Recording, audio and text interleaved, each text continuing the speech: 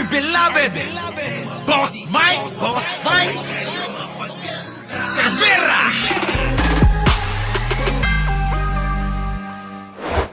Ni dating Senator Laila De Lima sa ICC hindi tututulan ng Malacanang. Ayan na, nanay! Makakamit nyo na ang inyong hustisya. Maging si Laila De Lima ay magiging saksi sa ICC. Ganyan dapat. Alam nyo ang kinabilibang ko kay De Lima, kahit ayaw ko siya, pinaglaban niya yung kanyang karapatan. Pinaglaban niya yung alam niyang katotohanan. At napatunayan niya na talagang etong si Digong ay isang kriminal. Tuloy. Brigada Maricar Sargan, ibrigada mo! Walang balak ang Malacanang na hadlangan si dating Senator Laila De Lima kung nanaisin itong tumestigo sa International Criminal Court laban kay dating Pangulong Rodrigo Duterte. Maraming alam yan si Laila. Kaya nga, ipinakulong nila. Napakaraming alam ni Laila De Lima, mga kababayan. Kaya humanda ka na, Digong. Magkikita na kayo. Diyan mo ilabas yung tapang mo. Baka magkukurot-kurot ka na naman, ha? Sasabihin na naman ni Digong, gumaganon ka na. Baka umarte ka na naman ng ganon. Nako, mga kababayan, paano na mga DDS? Magkikita na yung pinakulong ni Digong. Tapos napatunayang walang kasalanan yon.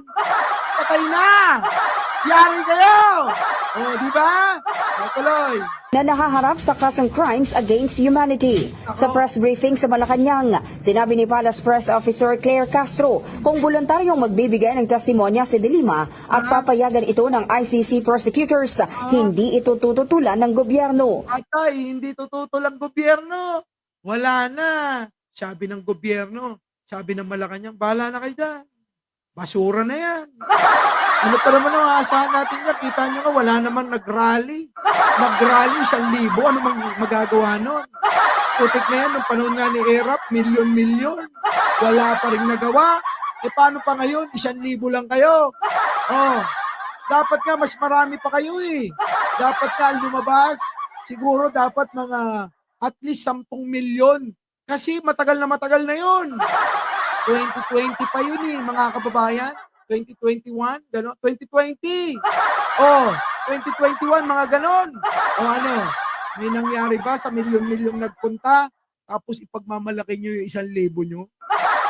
Ang katangan nyo. Nauna nang nagpahayag si De Lima ng kahandaang tumestigo kung iimbitahan ng ICC. Ayan na, okay na. Sige na, De Lima, pumunta ka na. Sagot ko na pamasahe mo.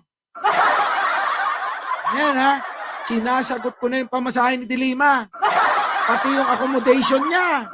Pati na rin yung food allowance. De Lima, ako na. Ako na magbabayad niyan, promise. Okay ba? Para lang makamit ng mga biktima ang hustisya. Handa na ako. Oo. Magbigay sa'yo. Oo. Nang gagastusin mo para pumunta. Payag ba kayo, mga kababayan? Di ba, no? Huwag kayo mag-alala, kasama ako eh. Naku, nadulas yata ako. Huwag kayo mag-alala, kasama ako. Natuloy. Nalang una nang inimbestigahan ni De Lima ang Davao Death Squad noong siya pa ang chairperson ng Commission on Human Rights. Isa rin siya sa mga naghain ng reklamo sa ICC kung saan ipinadala niya ang opisyal na komunikasyon kahit siya ay nakakulong. Ayon sa kanyang abogado na si Attorney Dino De Leon, bukod sa kahandaan ni De Lima na tumestigo, naisumite na rin ito sa ICC ang mga ebidensyang nakalap niya noong siya ay CHR chairperson at Yan ang sinasabi ko. Oo, di ba? Chairman niya ng human rights dati. Kaya maraming hawak na ebidensya. Maraming hawak na ebidensya. Kaya humanda ka, Digong. Ito na magdidiin at magbabaon. Si De Lima, gaganti sa'yo yan. Kaya sasamahan ko na lang. Tuloy. At chairperson ng Yabang ko raw. Bakit? Kailan nagkaroon ng kaso ang mayabang? Sidi ko nga, panay ang yabang. Tapos ngayon lang ako magyayabang, tinututulan nyo pa. Yabang talaga. May kaso ba yabang? Di ba? Tuloy. Pero totoo yan.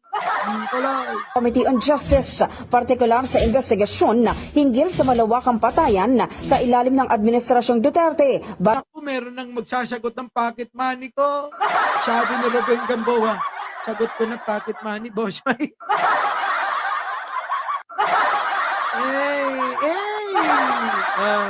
Di ba? Huwag kayong mag-alala. Kayang-kaya ko na. Kayang-kaya ko na. Huwag kayong mag-alala. Hindi ko kailangan ng tulong nyo. Itabi nyo yan para sa pamilya nyo. Oo. Kasi, sa isang araw, kukuha na ako ng visa. Oo. Kukuha na ako ng visa. Sabi kasi, Mike, Boss Mike tawag sa akin ni Manong Bongbong eh. Boss Mike, kumuha ka ng visa mo, samahan mo si Dilima. Sabi ko naman, pwede bang iba? Kasi busy ako eh. Wala akong pagkakatiwalaan, ikaw lang. Kaya ikaw na pumunta. Nakakatanggi ba ako kay Manong Bongbong? Siyempre hindi ako makakatanggi. Kaya sabi ko, sige na kukuha na ako ng visa, magpa-schedule ako. Pagdating ko, galing Russia, North Korea at China. Yung aking passport, mga kababayan. Hinanda ko na. Pumirma na ako, ng mga dokumento para ipasa. Kaya, schedule ko na. Bukas sa isang araw. Sa isang araw, schedule ko na. Ang bilis, Pupunta na ako ng Netherlands. Digong, magkikita tayong dalawa. Sasabihin niyo, yabang ni Boss Mike, Yabang niya, yabang ng vlogger na yan. Mga unggoy kayo, hindi niyo ba ako nakita? Kasama ko nga, di ba? Kasama nga ako sa Amerika. Pumunta kami ng Amerika para idemanda si Maharlika. Bakit kaya ako napili nila? Kasi ako daw mabait.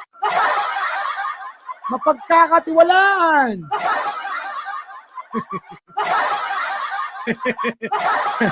Sige boss, magsagot ko ikaw. At palakpak. Sige ha. Hiyaw pala, hiyaw at palakpak. Tuloy na. Pasok. Bago siya ipinaalis sa Senado at ipinakulong. Ayun naman minsan matuto nga kayong umasinta ng tao. Bago kayo, mga kababayan, gumawa o magbigay ng suhestyon o ano pa mang reaksyon sa mga tao na sa paligid nyo, alamin nyo muna kung ano ang lihim sa likod. Parang gabi ng lagi ng datingan. Diba? Diba? May inggit sa inyan. Hindi may inggit yun. Ano ba? Tropa yun tropa yun. So, abangan nyo na lang, mga kababayan. Siyempre, pag kumuha ako ng visa sa isang araw, depende na yan kung kailan ako pupunta riyan. Matagal pa naman September pa, mga kababayan, ang susunod na hearing nila. Di ba? Our beloved Boss Mike.